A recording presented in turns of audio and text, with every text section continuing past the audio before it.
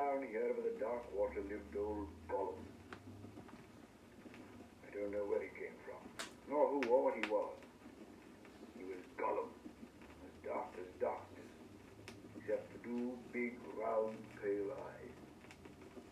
He had a boat. He rowed about quite quietly on the lake. The lake it was, wide and deep and deadly cold.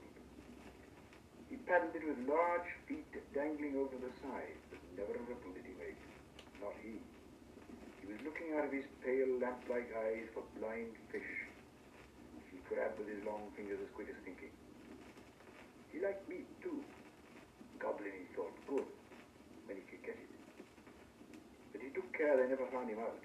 He just throttled them from behind if they came down alone anywhere near the edge of the water while he was prowling about. They very seldom did, for they had a feeling that something unpleasant was lurking down there, down at the very roots of the mountain.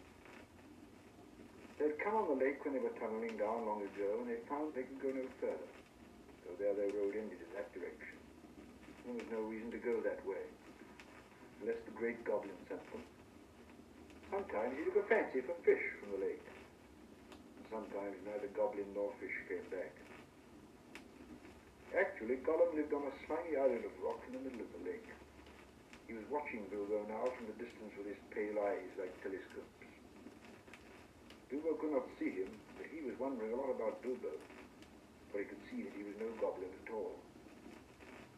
Gollum got into his boat and shot off from the island while Bilbo was sitting on the brink, altogether flummoxed and at the end of his way and his wits.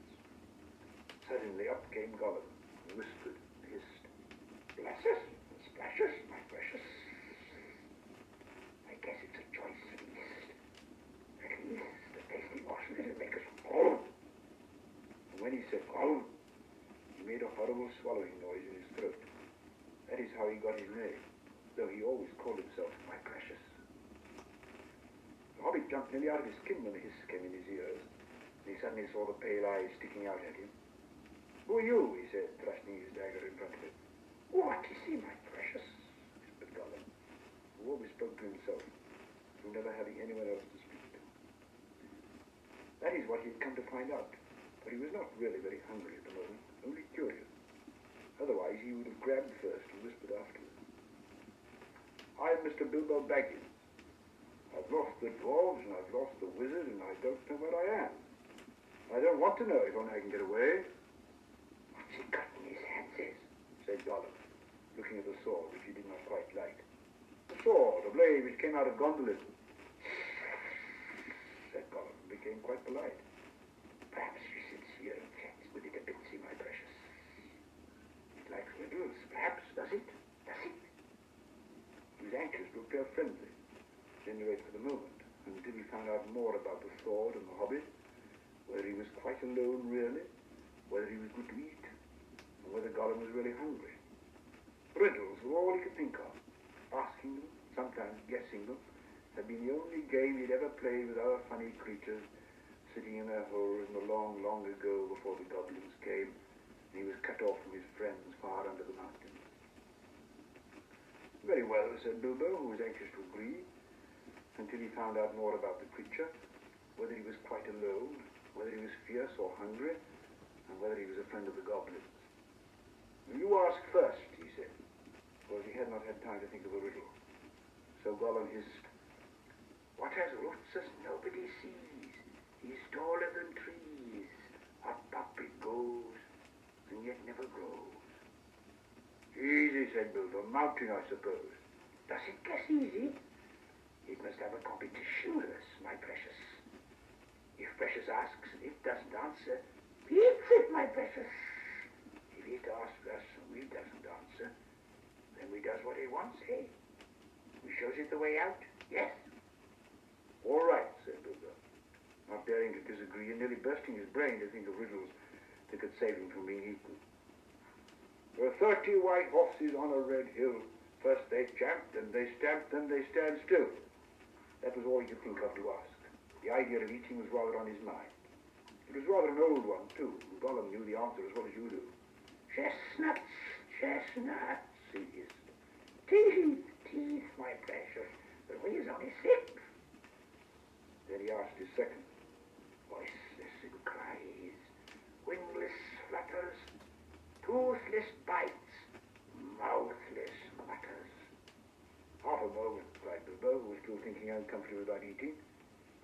Fortunately, he had once heard something rather like this before, and getting his wits back, he thought of the answer. Wind, of course, he said, and he was so pleased that he made one up on the spot. This was puzzle, a nasty little underground creature, he thought. An eye in a blue face saw an eye in a green face. That eye is like to this eye, said the first eye, but in a low place, not in a high place, said Gollum. He had been underground a long, long time, and was forgetting this sort of thing. But just as Bilbo was getting impatient, Gollum brought up memories of ages and ages and ages before, when he had lived with his grandmother in a hole in a bank by a river. My precious, he said, son on the daisies, it means it does. But these ordinary above-ground, everyday sort of riddles were tiring for him. Also, they reminded him of days when he had been less lonely and sneaky and nasty, and that put him out of temper. What is more, they made him hungry. So this time he tried something a bit more difficult and more unpleasant. It cannot be seen, cannot be felt, cannot be heard, cannot be smelt. It lies behind stars and under hills, and empty holes it fills. It comes first and follows after, ends life, kills laughter. Unfortunately for Gollum, Bilbo had heard that sort of thing before, and the answer was all round him anyway. Dark, he said, without even scratching his head or putting on his thinking cap. A box without hinges, key or lid, that golden treasure inside his head, he asked to gain time, until he could think of a really hard one. This he thought a dreadfully easy chestnut, though he had not asked it in the usual words, but he proved a nasty poser for Gollum. He hissed to himself, and still he did not answer. He whispered and spluttered. After some while, Bilbo became impatient. Well, what is it, he said. The answer's not a kettle boiling over, as you seem to think from the noise you're making. Give us a chance. Let it give us a chance, my precious. Well, said Bilbo, after giving him a long chance. What is it? But suddenly Gollum remembered thieving from nests long ago, and sitting under the river, teaching his grandmother to suck eggs as it is. Then he asked, alive without breath, as cold as death, never thirsty, never drinking, all in mail, never clinking. He also, in his turn, thought this was a dreadfully easy one, because he was always thinking of the answer. But he could not remember anything better at the moment. He was so flustered by the egg question. All the same, it was a poser for poor Bilbo, who never had anything to do with the water if he could help it. I imagine you know the answer, of course, or can guess it as easy as winking, since you are sitting comfortably at home and have not the danger of being eaten to disturb your thinking. Bilbo sat and cleared his throat once or twice, but no answer came. After a while, Gollum began to hiss with pleasure to himself. Is it nice, my precious? Is it juicy? Is it scrumptiously crunchable? He began to peer at Bilbo out of the darkness. Half a moment, said the Hobbit, shivering. I gave you a good long chance just now. You must make haste, said Gollum, beginning to climb out of his boat onto the shore to get at Bilbo. But when he put out his long, webby foot in the water, a fish jumped out in a fright and fell on Bilbo's toes. Look, he said, it's cold, have it. And so he guessed. Fish, he cried, it's a fish. Gollum was dreadfully disappointed. But Bilbo asked another riddle as quick as ever he could, so that Gollum had to get back into his boat and think. No legs lay on one leg. 2 legs sat near on 3 legs. 4 legs got some. It was not really the right time for this riddle, but Bilbo was in a hurry. Gollum might have had some trouble guessing it if he'd asked it another time. As he was, talking of fish, no legs was not so very difficult, and after that the rest was easy. Fish on a little table, man at table sitting on a stool, the cat has the bone. That, of course, is the answer, and Gollum soon gave it. Then he thought the time had come to ask something hard and horrible. This is what he said. This thing all things devours. Birds, beasts, trees, flowers. Gnaws iron, bites steel, grinds hard stones to meal, slays king, ruins town, and beats high mountain down. Poor Bilbo.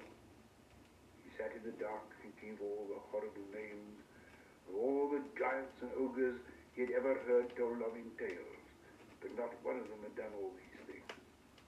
He had a feeling that the answer was quite different, and that he ought to know it, but he could not think of it. He began to get frightened, and that's bad for thinking. Gollum began to get out of his boat. He flapped into the water and paddled to the bank. Bilbo could see his eyes coming towards him. His tongue seemed to stick in his mouth. He wanted to shout out, "Give me more time, give me time." But all that came out with a sudden squeal was, "Time! Time!" Bilbo was saved by pure luck. That, of course, was the answer. Gollum was disappointed once more. And now he was getting angry and also tired of the game. It had made him very hungry indeed. This time he did not go back to the boat. He sat down in the dark by Bilbo. That made the Hobbit most dreadfully uncomfortable and scattered his wits. "You've got to ask us a question, my precious. Yes, yes, yes. Just one more question to guess. Yes, yes," said Gollum. But Bilbo simply could not think of any question with that nasty, wet, cold thing sitting next to him and pawing him and poking him. He scratched himself, he pinched himself. Still he could not think of anything. Ask us, said Gollum. Bilbo pinched himself and slapped himself. He gripped on his little sword. He even felt in his pocket with his other hand. There he found the ring he had picked up in the passage and forgotten about. "What have I got in my pocket?" he said aloud. He was talking to himself. But Gollum thought it was a riddle, and he was frightfully upset. Not fair, it isn't fair, my precious. Is it? Not fair, is it? To ask us what he's got in his nasty little pockets, is? Bilbo, seeing what had happened and having nothing better to ask, stuck to his question. He said louder. Hissed Gollum. "He must give us 3 guesses, is it, my precious? 3 guesses. Very well, guess away," said Bilbo. "Apples," said Gollum. "Wrong," said Bilbo, who'd luckily just taken his hand out again. "Guess again." Said Gollum, more upset than ever. He thought of all the things he kept in his own pockets. Fishbone, goblin's teeth, wet shells, a bit of batwing, sharp stone to sharpen his fangs on, and other nasty things. He tried to think what other people kept in their pockets. "Knife," he said at last. "Wrong," said Bilbo, who'd lost his some time ago. "Last guess." Now Gollum was in a much worse state than when Bilbo had asked him the egg question. He hissed and spluttered and rocked himself backwards and forwards and slapped his feet on the floor and wriggled and squirmed, but still he did not dare to waste his last guess. "Come on," said Bilbo, "I'm waiting." He tried to sound bold and cheerful, but he did not feel at all sure how the game was going to end, whether Gollum guessed right or not. "Time's up," he said. "String or nothing," shrieked Gollum, which was not quite fair, working in 2 guesses at once. "Both wrong," cried Bilbo, very much relieved. He jumped at once to his feet, put his back to the nearest wall, and held out his little sword. He knew, of course, that the riddle game was sacred and of immense antiquity, and even wicked creatures were afraid to cheat when they played at it. But he felt he could not trust this slimy thing to keep any promise at a pinch. Any excuse would do for him to slide out of it. And after all, that last question had not been a genuine riddle according to the ancient laws. But at any rate, Gollum did not at once attack him. He could see the sword in Bilbo's hand. He sat still, shivering and whispering. At last Bilbo could wait no longer. "Well," he said, "what about your promise? I want to go. You must show me the way." "Did we say so, precious? Show the nasty little baggins the way out? Yes, yes. But what has it got in its pockets, eh? Not string, precious, but not nothing. Oh, no." "Never you mind," said Bilbo. "A promise is a promise." "Of course it is. Impatient, precious," hissed Gollum. must wait. Yes, it must. We can't go up the tunnel so hastily. We must go and get some things first, yes? Things to help us. Well, hurry up, said Bilbo, relieved to think of Gollum going away. He thought he was just making an excuse and did not mean to come back. What was Gollum talking about? What useful thing could he keep out in the dark lake? But Bilbo was wrong. Gollum did mean to come back. He was angry now and hungry, and he was a miserable, wicked creature, and already had a plan. Not far away was his island, of which Bilbo knew nothing. And there, in his hiding place, he kept a few wretched oddments and one very beautiful thing. Very beautiful, very wonderful. He had a ring, a golden ring, a precious ring. My birthday present, he whispered to himself, as he had often done in the endless dark days. That's what he wants now, yes, he wants it. He wanted it because it was a ring of power. And if you slipped that ring on your finger, you were invisible. Only in the full sunlight could you be seen, and then only by your shadow, and that would be shaky and faint. My birthday present. It came to me on my birthday, my precious. So he had always said to himself. But who knows how Gollum came by that present ages ago in the old days when such rings were still at large in the world? Perhaps even the master who ruled them could not have said. Gollum used to wear it at first till it tired him, and then he kept it in the pouch next his skin till it galled him. Now usually he hid it in a hole in the rock on his island, and was always going back to look at it. And still sometimes he put it on when he could not bear to be parted from it any longer, or when he was very, very hungry and tired of fish. Then he would creep along dark passages looking for stray goblins. He might even venture into places where the torches were lit and made his eyes blink and smart, for he would be safe. Oh yes, quite safe. No one would see him, no one would notice him, till he had his fingers on their throat. Only a few hours ago he had worn it, and caught a small goblin imp. How he squeaked. He still had a bone or two left to gnaw, but he wanted something softer. Quite safe, yes, he whispered to himself. It won't see us, will it, my precious? No, it won't see us, and its nasty little sword will be useless, yes, quite. That is what was in his wicked little mind, as he slipped suddenly from Bilbo's side and flat back to his boat and went off into the dark. Bilbo thought he'd heard the last of it. Still, he waited a while, for he had no idea how to find his way out alone. Suddenly he heard a screech. It sent a shiver down his back. Gollum was cursing and wailing away in the gloom not very far off to the sound of it. He was on his island, scrabbling here and there, searching and seeking in vain. Where is it? Where is it? Bilbo heard him cry. Lost it is, my precious. Lost! Lost! Curses and crashes, my precious, is lost. What's the matter? Bilbo called. What have you lost? He must ask us, shrieked Gollum. Not his business. No, Gollum. Gollum is lost. Gollum, Gollum, Gollum. Well, so am I, cried Bilbo, and I want to get unlost. And I won the game, and you promised. So come along. Come and let me out, and then go on with your looking. Utterly miserable Gollum sounded, Bilbo could not find much pity in his heart, and he had a feeling that anything Gollum wanted so much could hardly be something good. Come along, he shouted. No, not yet, precious, Gollum answered. We must search for it. It's lost, Gollum. But you never guessed my last question, and you promised, said Bilbo. Never guess, said Gollum. Then suddenly, out of the gloom came a shout. What has it got in its pocket, Fizz? Tell us that. It must tell us. As far as Bilbo knew, there was no particular reason why he should not tell. Gollum's mind had jumped to a guess quicker than his. Naturally, for Gollum had brooded for ages on this one thing. He was always afraid of its being stolen. And Bilbo was annoyed at the delay. After all, he'd won the game pretty fairly at a horrible risk. Answers were to be guessed, not given, he said. But it wasn't a fair question, said Gollum. Not a riddle, precious, no. Oh, well, if it's a matter of ordinary questions, Bilbo said, Then I asked one first. What have you lost? Tell me that. What has it got in its pockets, is?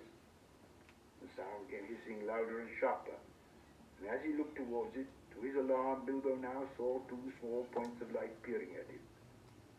As suspicion grew in Gollum's mind, the light of his eyes burned like a pale flame. What have you lost? Bilbo persisted. But now the light in Gollum's eyes had become a green fire and was coming swiftly nearer. Gollum was in his boat again, paddling wildly back to the dark shore, and such a rage of loss and suspicion was in his heart that no sword had any more terror for him. Bilbo could not guess what had maddened the wretched creature, but he saw that all was up, and that Gollum meant to murder him at any rate. Just in time, he turned and ran blindly back up the passage down which he had come, keeping close to the wall and feeling it with his left hand. What has it got in its pockets, is? He heard the hiss loud behind him, and a splash as Gollum leapt from his boat. What have I wonder, he said to himself, as he panted and stumbled along. He put his left hand in his pocket. The ring felt very cold as it quietly slipped onto his groping forefinger. The hiss was close behind him. He turned now and saw Gollum's eyes like small green lamps coming up the slope. Terrified, he tried to run faster, but suddenly he struck his toes on a snag in the floor and fell flat with his little sword under him. In a moment, Gollum was on him. But before Bilbo could do anything, recover his breath, pick himself up, or wave his sword, Gollum passed by, taking no notice of him, cursing and whispering as he ran. What did it mean? Gollum could see in the dark. Bilbo could see the light of his pale eyes, shining even from behind. Painfully he got up and sheathed his sword, which was now glowing faintly again. Then very cautiously he followed. There seemed nothing else to do. There was no good crawling back down to Gollum's water. Perhaps if he followed him, Gollum might lead him to some way of escape without meaning to. Curse it, curse it, curse it, hissed Gollum. Curse the Baggins, it's gone. What has it got in its pockets? Oh, we guess, my precious. He's found it. He must have, yes. My birthday present. Bilbo pricked up his ears. He was at last beginning to guess himself. He hurried a little, getting as close as he dared behind Gollum, who was still going quickly, not looking back, but turning his head from side to side, as Bilbo could see from the faint glimmer on the wall. My birthday present. Curse it, how did we lose it, my precious? Yes, that's it. When we came this way last, when we twisted that nasty young squeaker, that's it, curse it, it slipped from us. After all these ages and ages, it's gone. Oh. Suddenly Gollum sat down and began to weep, a whistling and gurgling sound horrible to listen to. Bilbo halted and flattened himself against the tunnel wall. After a while, Gollum stopped weeping and began to talk. He seemed to be having an argument with himself. It's no good going back there to search, no? We doesn't remember all the places we visited. And it's no use. The Baggins has got it in his pockets. The nasty noser has found it, we says. We guesses, precious, only guesses. We can't know till we find the nasty creature and squeeze it. But it doesn't know what the present can do, does it? It'll just keep it in its pockets. It doesn't know. And it can't go far. It's lost itself, the nasty nosy thing. It doesn't know the way out, it said so. It said so, yes, but it's tricksy. It doesn't say what it means. It won't say what it's got in its pockets. It knows. It knows a way in, it must know a way out, yes. It's off to the back door. To the back door, that's it. The goblins will catch it then. It can't get out that way, precious. Oh, goblins, yes. But if it's got the present, our precious present, then goblins will get it. Oh, they'll find it. They'll find out what it does. We shan't ever be safe again, never one. One of the goblins will put it on, and then no one will see him. He'll be there, but not seen. Not even our clever eyes will notice him. He'll come creepsy and tricksy and catch us. Oh, oh. Then Let's stop talking, Precious, and make haste. If the Baggins has gone that way, we must go quick and see. Go. Not far now. Make haste. With a spring, Gollum got up and started shambling off at a great pace. Bilbo hurried after him, still cautiously, though his chief fear now was of tripping on another snag and falling with a noise. His head was in a whirl of hope and wonder. It seemed the ring he had was a magic ring. It made you invisible. He had heard of such things, of course, in old tales, but it was hard to believe that he really had found one by accident. Still, there it was. Gollum, with his bright eyes, had passed him by only a yard to one side. On they went, Gollum flip-flapping ahead, hissing and cursing. Bilbo behind, going as softly as a hobbit cat. Soon they came to places where, as Bilbo had noticed on the way down, side passages opened this way and that. Gollum began at once to count them. One left, yes. One right, yes. Two right, yes, yes. Two left, yes, yes. So on and on. As the count grew, he slowed down and he began to get shaky and weepy. But he was leaving the water further and further behind and he was getting afraid. Goblins might be about and he had lost his ring. At last he stopped by a low opening on their left as they went up. 7 right, yes. 6 left, yes, he whispered. This is it. This is the way to the back door. Yes, here's the passage. He peered in and shrank back. But we dursn't go in, Precious.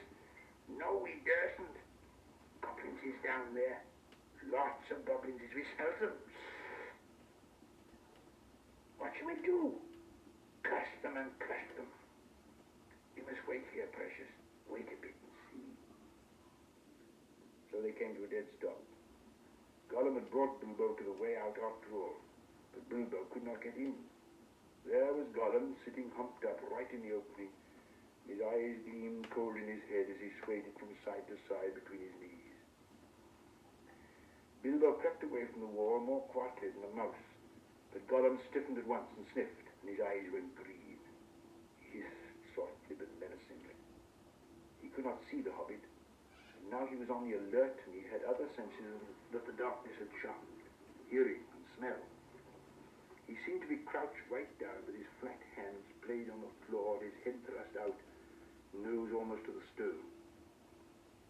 Though he was only a black shadow in the gleam of his own eyes, Bilbo could see or feel that he was tense as a bowstring, gathered for a spring.